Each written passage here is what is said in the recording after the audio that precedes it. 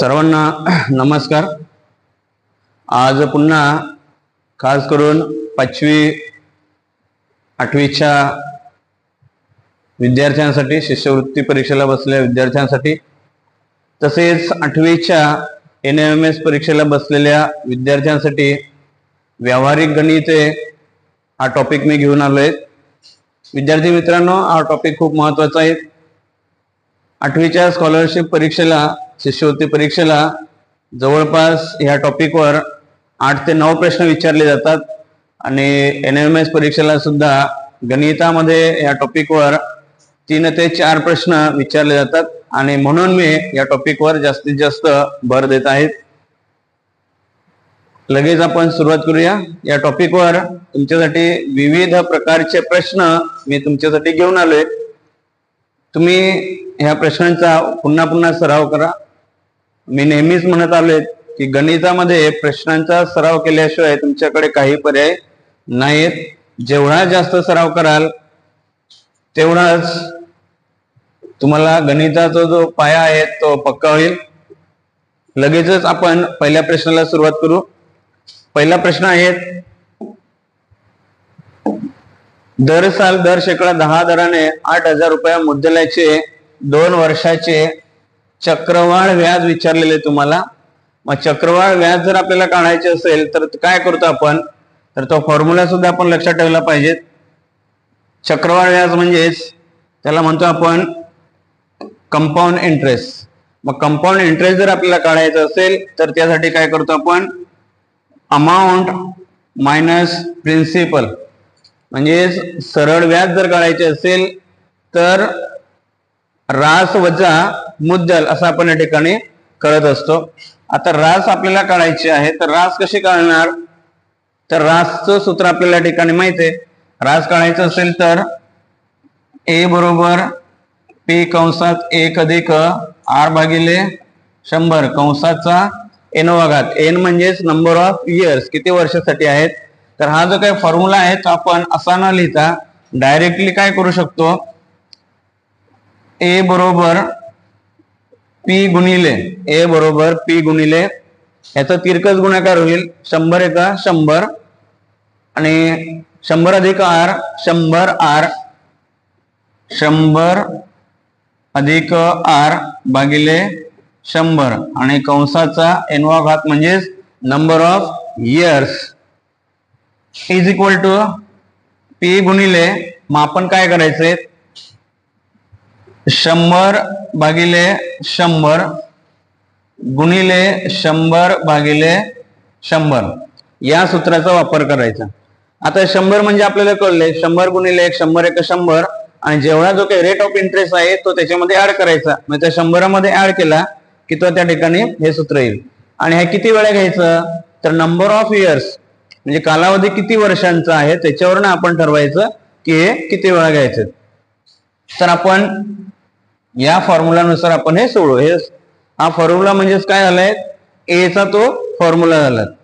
बघा आता ए म्हणजेच काय घेऊया आपण, P गुणिले 100 भागिले 100 गुणिले किती वर्षासाठी आहेत, 2 वर्षासाठी आहेत, म्हणजे 2 वेळा घ्यायचंय। 100 गुणिले 100 वजा P इथे आपण लिहायचा। बघा, कंपाऊंड इंटरेस्ट काढण्याचा हा फॉर्म्युला आहे। बरोबर P किती आहेत, P आहेत P म्हणजेच मुद्दल 8,000 गुणिले, आता हा जो 100 आहे 10% दराने वाढणार आहे, म्हणजेच काय होणार आहे, 100 चे 110 होणार आहेत। याचा अर्थ समजून घ्या व्यवस्थित, 10% काय होणार आहेत, वाढणार आहेत, म्हणजे 100 चे 110 होणार आहेत। म्हणजेच 110 भागिले 100 गुणिले 110 भागिले 100 वजा हा P आहेत 8,000 बरोबर। आता यांचा गुणाकार भागाकार करत असताना जे काही आपल्याला भाग देता येईल म्हणजे कॅन्सल करता येईल ते आपण कॅन्सल करायचे। आता इथे हा 0 कॅन्सल होईल, हा 0 कॅन्सल होईल, त्याच्यानंतर हा 0 कॅन्सल होईल, हा 0 सुद्धा कॅन्सल होईल, हे 2 0 कॅन्सल झाले, हे 2 0 कॅन्सल झाले। राहिला काय, 80 गुणिले 11 गुणिले 11 गुणिले 9 वजा 8000. आता यांचा गुणाकार करा. 80 गुणिले 11 गुणिले 11 121 वजा 8000. यांचा गुणाकार करा. हा शून्य तसंच येईल लास्टला. 8 1 8 8 2 16 हात चला 1 8 1 8 आणि 1 9 वजा 8000. आता 9680 मधून 8000 वजा केले तर उत्तर काय येईल? 1680. हे काय झाले? कंपाऊंड इंटरेस्ट किंवा त्याला आपण चक्रवाढ व्याज असे म्हणतो. तर किती आले? 1680 रुपये. 1680 रुपये आपलं उत्तर आलेले आहेत. 1680 रुपये. तर अशा प्रकारे आपण या ठिकाणी सहज आपल्याला ते सोडवता येईल.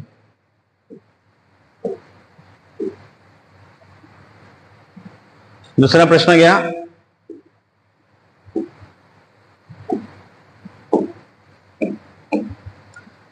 तुम्ही सुद्धा अशाच प्रमाणे सोडवण्याचा प्रयत्न करा. एका शेतकऱ्याने 25,000 रुपये किमतीचा माल अडत्यामार्फत विकला. त्याला 3% अडत द्यावी लागली तर त्या शेतकऱ्याच्या हातात किती रुपये रक्कम मिळेल? विद्यार्थी मित्रांनो, या प्रश्नाचा अर्थ समजून घ्या. अडत्या आहेत. तो अडत्या काय करत असतो? तो या शेतकऱ्याचा माल विकून देण्यास मदत करतो आणि त्या मदतीच्या बदल्यामध्ये काहीतरी तो कमिशन घेत असतो. त्याला आपण म्हणत असतो अडत. तर त्याने काय केले? 25,000 रुपये किमतीचा माल विकलाय आणि मग त्याच्यावर त्या अडत्याने काय केलेले आहेत? डिस्काउंट घेतलेत. आता ते डिस्काउंट किती घेतलं आहे? 3% घेतलेले आहेत. आपल्याला काय करता येईल? अडत्याला मिळणारी रक्कम किंवा शेतकऱ्याला मिळणारी रक्कम बघायचे. शेतकऱ्याला मिळणारी रक्कम. शेतकऱ्याला मिळणारी रक्कम. आता बघा, एकूण मुद्दल किती झाली? 25,000. या 25,000 रुपयावर त्याला काय करायचंय? 3% द्यायचे आहेत. म्हणजे त्याला स्वतःला किती मिळणार आहेत? 3%. म्हणजे 100 मधून तो 3 रुपये देणार. त्याला स्वतःला किती रुपये मिळणार? 100 पैकी 97 रुपये असा त्याचा अर्थ आहे. म्हणजेच 97 भागिले 100 असा त्याचा अर्थ आहे. आता आपण याचा गुणाकार भागाकार करून टाका. सोपं आहे. हे 2 शून्य कॅन्सल झाले. हे 2 शून्य सुद्धा कॅन्सल झाले. राहिले काय? 250 गुणिले 97. याचा गुणाकार करा. या शून्याला जर 97ला जर आपण गुणलं तर उत्तर काय येणार आहे? 0 येणार आहे. 25 आता 25चा पळामाना. 25 150. 25 आता 175. 175 मधून आपण 5 लिहिला. 17 हात चला. 25 9 225. 225 आणि 17 किती झाले? 7 5 12 हात चला 1 4 आणि 2 242. याचा गुणाकार करून काय उत्तर आले? 242. ओके, 242 उत्तर आलेले आहेत. बघा इथे शेतकऱ्याला मिळणारी रक्कम किती आली? 24,250 रुपये. शेतकऱ्याला मिळणारी रक्कम 24,250. पर्याय क्रमांक 2. अशा प्रमाणे आपण काय करतोय? शेतकऱ्याला मिळणारी रक्कम काढतो. किंवा आपण वेगळ्या पद्धतीने सुद्धा काढू शकतो. आधी काय करायचंय? अडत किती द्यावी लागली ते आपल्याला काढता येते. 25,000 गुणिले 3 भागिले 100. म्हणजे 25,000चे 3% किती? तर ते आपल्याला काढावे लागतील. हे 2 शून्य कॅन्सल. हे 2 शून्य कॅन्सल. 3 0 0 5 3 15 हात चला 1 3 2 6 आणि 1 700. 750 रुपये 750 रुपये त्या अडत्याला द्यावे लागतील. तर 750 रुपये त्या अडत्यालाच दिले आपण तर राहिले काय शेवटी? 25,000 वजा 750 रुपये दिले आपण, शून्यातून शून्य शून्यच राहील. आता इथं शून्यातून 5 जाणार नाहीत, शून्यातून 7 जाणार नाहीत, म्हणजे काय करावं लागेल, इथून एक घेतला आपण 4 झाला, इथे 9 आणि इथे 10, 10तून 5 गेला 5, 9तून 7 गेले 2, 4ला 4, 2ला 2, 24,250 रुपये. दोन्ही पद्धतीने आपण या प्रश्नाचं उत्तर काढू शकतो. तुम्हाला जी पद्धत वापरावी वाटेल ती पद्धत तुम्ही वापरू शकतात.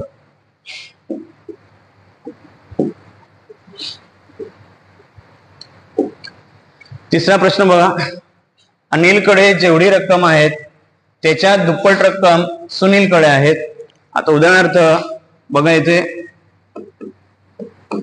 अनिलकडे समजा X रक्कम असेल तर सुनीलकडे दुप्पट रक्कम आहेत, म्हणजे सुनील बरोबर 2x. सुनीलच्या रकमेच्या दुप्पट सुधीरकडे आहेत, सुनीलच्या रकमेच्या दुप्पट सुधीरकडे आहेत, म्हणजेच सुधीर बरोबर सुनीलच्या रकमेच्या दुप्पट आहेत. ह्याची दुप्पट किती येणार आहेत, दुप्पट म्हणजे 2ने गुणायचे, म्हणजे बेदुना 4, 4x. ही झाली तिघांची रक्कम. अनिलकडे जेवढी रक्कम आहे त्याच्या दुप्पट रक्कम सुनीलकडे आहेत. अनिलकडे जेवढी रक्कम आहेत म्हणजे X रक्कम आहे तर त्याच्या दुप्पट रक्कम सुनीलकडे आहेत. सुनीलकडे जेवढी रक्कम आहे त्याच्या दुप्पट रक्कम आहेत सुधीरकडे. आणि या तिघांच्या रकमेची सरासरी 1680 असेल, म्हणजे या तिघांची बेरीज आहे, सरासरी आहे 1680 रुपये. याचा अर्थ आहे X अधिक 2x अधिक 4x, या तिघांची सरासरी आहे 1680 रुपये. आता बेरीज वजाबाकी गुणाकार भागाकार करून टाका. x यांची बेरीज करा, 4 आणि 2 6, 6 आणि 1 7x, हा 3 तिकडे जाईल म्हणजे गुणाकार होईल 1680 गुणिले 3. हा गुणाकार करू नका, गुणाकार करण्याच्या ऐवजी हा x इथंच ठेवा, हा 7 तिकडे गेला तर काय होईल 1680 गुणिले 3 भागिले 7.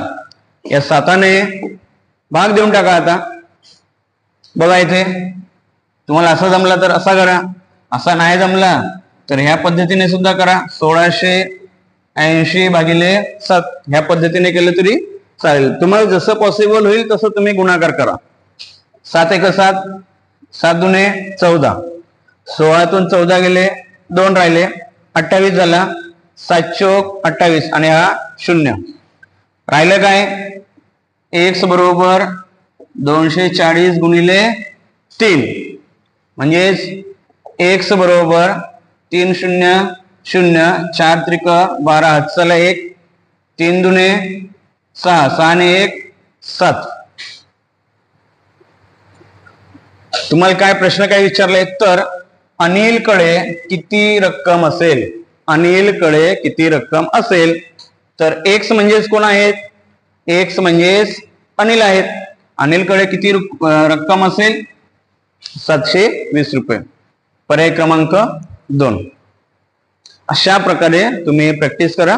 सोपं आहे परंतु प्रॅक्टिस केल्याशिवाय तुम्हाला ते जमणार नाही. जेवढी जास्त तुम्ही प्रॅक्टिस कराल तेवढी ती कन्सेप्ट आहे ती तुमच्या लक्षात राहील. ओके, चला.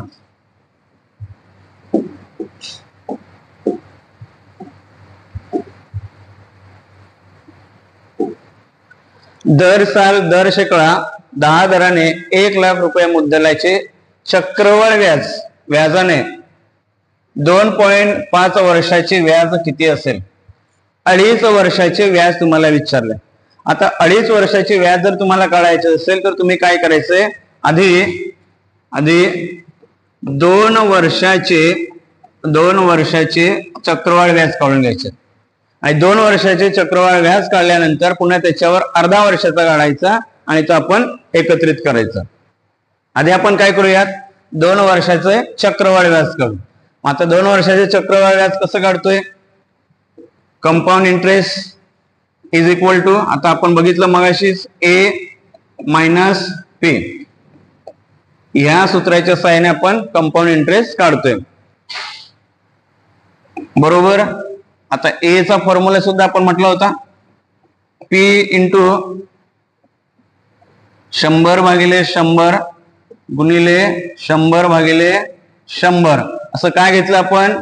तर प्रथम आपण 2 वर्षांसाठी काढणार आहोत, वजा पी. आता पी किती आहेत, 1 लाख रुपये, 1 लाख रुपये गुणिले रेट किती आहेत, 10 आहेत, म्हणजेच इथे होणार 110 भागिले 100 गुणिले 110 भागिले 100 आणि हा जो पी आहे तो येईल इथे 1 लाख रुपये. आता ह्याची बेरीज वजाबाकी करा, हा शून्य कॅन्सल, हा शून्य कॅन्सल झाला, हा शून्य कॅन्सल, हा शून्य सुद्धा कॅन्सल झाला, हे 2 शून्य कॅन्सल झाले, हे 2 शून्य कॅन्सल झाले. डायरेक्टली गुणाकार करून टाका, राहिले इथे 1000, 1000 गुणिले 11 गुणिले 11 121, यांचा गुणाकार करा, 121 गुणिले 1 121 आणि हे 3 शून्य किती आलेत, 1,21,000 मायनस 1 लाख. मायनस जर आपण हे केले तर उत्तर काय येईल, 21,000. मायनस केलं की आपण उत्तर काय येईल, 21,000. आता 21,000 काय आला, 21,000 आला आहेत, 21,000 आपलं जे उत्तर आहे ते 2 वर्षाचे कंपाऊंड इंटरेस्ट. आता आपल्याला पुढे अर्धा वर्ष आहेत, मग अर्धा वर्षाचं जर आपल्याला काढायचं असेल तर काय करणार आपण. आता हे जे काही 21,000 आहेत ते कशामध्ये होणार, त्या मुद्दलीमध्ये ऍड होणार, म्हणजे 2 वर्षाची जी काही अमाऊंट आहे ती दुसऱ्या वर्षासाठी काय होणार आहेत, प्रिन्सिपल होणार आहेत. म्हणजेच अर्ध्या वर्षाचा जर आपल्याला कंपाऊंड इंटरेस्ट काढायचं असेल तर कसं करणार बघा, इज इक्वल टू, आता अर्ध्या वर्षाचंच काढायचंय त्यामुळे हा फॉर्म्युला दोनदा लिहायची गरज नाही. बघायचे पी गुणिले 100 भागिले 100 गुणिले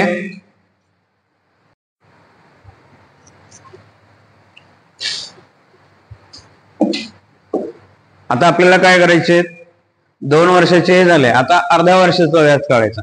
मग अर्ध्या वर्षाचं व्याज कसे करणार आपण, अर्धा वर्षाचं व्याज काढायचं असेल तर आय बरोबर पी आर एन भागिले 100. अर्ध्या वर्षाचंच काढायचं ना आपल्याला, अर्ध्या वर्षाचं म्हणजे जे काही 2 वर्षाचे व्याज आणि मुद्दल झाले त्याच्यावर आपल्याला ते व्याज काढायचंय. म्हणजे पी किती आलाय, 2 वर्षाचा जी मुद्दल आणि व्याज असेल ते म्हणजे पी 1,21,000 गुणिले रेट आहेत 10 गुणिले नंबर ऑफ इयर्स आहेत भागिले 100 आणि गुणिले नंबर ऑफ इयर्स आहेत 1/2 म्हणजे अर्ध्या वर्षासाठीच आहेत. हा शून्य कॅन्सल झाला, हा शून्य कॅन्सल, हा शून्य कॅन्सल झाला, हा शून्य सुद्धा कॅन्सल झाला. आता ह्या दोनाने जी किंमत राहिली त्याला भाग द्या, 12 0 2 10 किती आलेत, 6,500. 6,500 हे अर्ध्या वर्षाचं व्याज झाले. आता पहिल्या 2 वर्षाचं व्याज किती होतं, 21,000 आणि अर्ध्या वर्षाचं किती आले, 6,500. म्हणजे एकत्रित करा, 21,000 ओके, फक्त 21,000 आहे. 21,000 अधिक 6,050 0 5 0 0 7 आणि 2 27,050 रुपये. 27,050 रुपये हे काय असेल, 2.5 वर्षाचे व्याज असेल, 27,050. तुम्ही पुन्हा प्रॅक्टिस करा, प्रॅक्टिस केल्याशिवाय तुम्हाला जमणार नाहीत.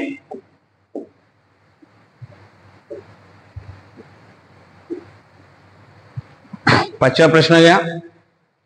छापील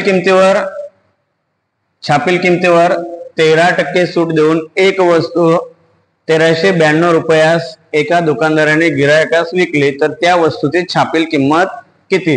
आता ही 1392 म्हणजे काय झाली? विक्री किंमत. 1392 म्हणजेच विक्री किंमत. 13% सूट दिली जाते. आता 13% सूट दिली जाते याचाच अर्थ डायरेक्टली तुम्हाला सोडून दाखवते.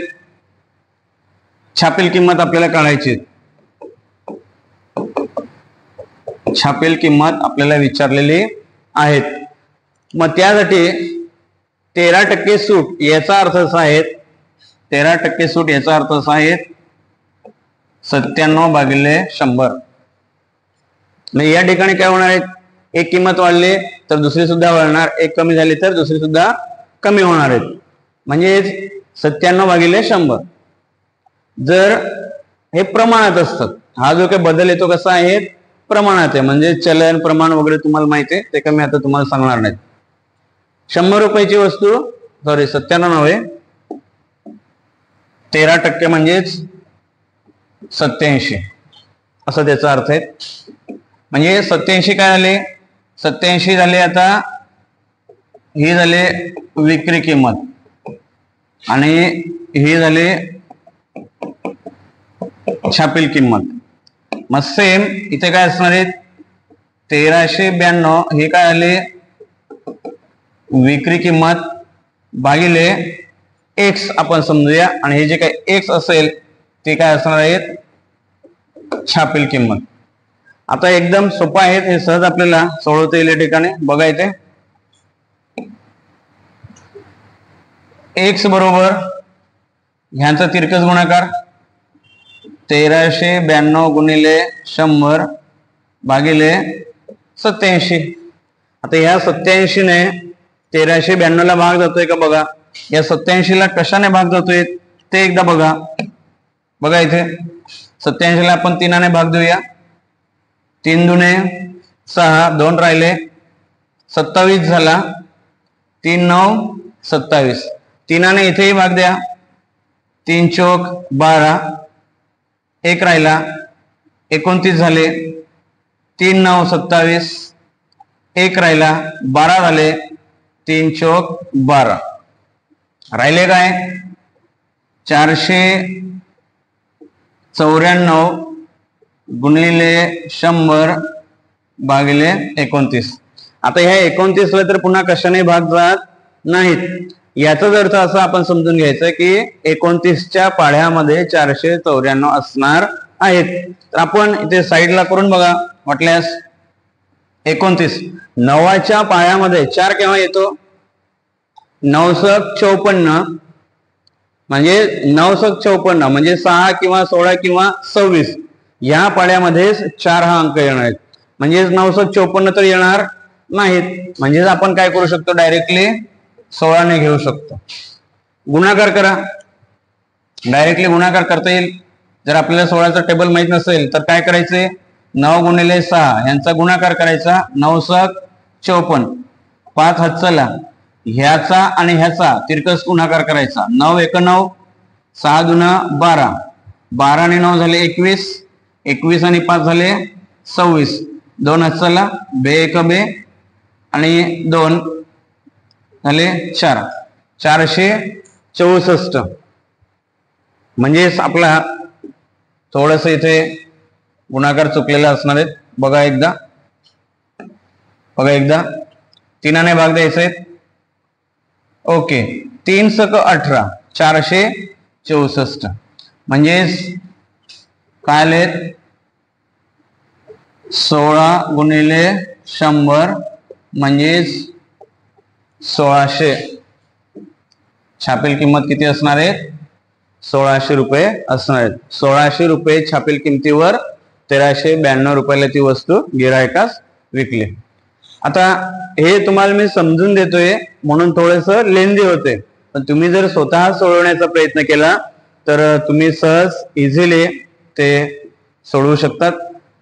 मला असं वाटतंय हे जे काही 5 प्रश्न आहेत ते 5 प्रश्न खूप महत्वाचे आहेत. तुम्ही हे प्रश्न पुन्हा पुन्हा सोडवा आणि ह्याप्रमाणे तुम्ही प्रश्न जमवा आणि जास्तीत जास्त प्रश्नांचा सराव करा. व्हिडिओ जर आवडला असेल तुम्हाला तर नक्कीच लाईक करा. आपण इथं थांबूया. जवळपास 5 प्रश्न आपण घेतलेत. असे अनेक प्रश्न आहेत, ते प्रश्न मी तुम्हाला सोडवून देईन. ओके, आज आपण इथं थांबूया. धन्यवाद. थँक्यू.